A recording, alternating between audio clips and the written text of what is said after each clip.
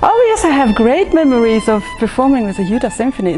It's been many times, and I remember one of the first times I came here, I think my son was just born or something, so I was here with my family, and I remember walking around and seeing the city, and now it's changed quite a bit, and also the orchestra has evolved in a really good direction, and every time I'm happy to hear how much better they play and how nice it works.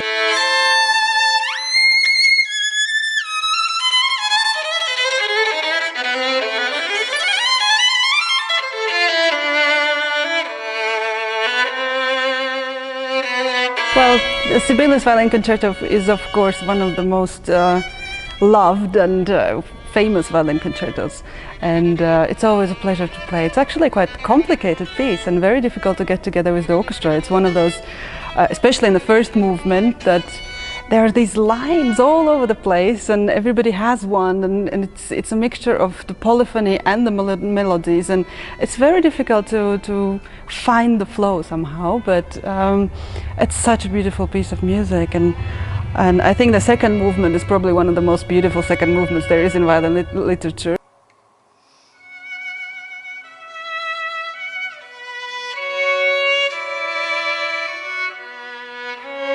What I mentioned earlier about the lines going into each other and the different polyphonies, it's very unique in the violin literature.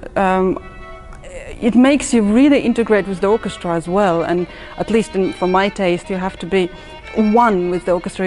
You can't be a soloist. You have to find a way how to play with very many different players in the orchestra who have their own solos or lines, and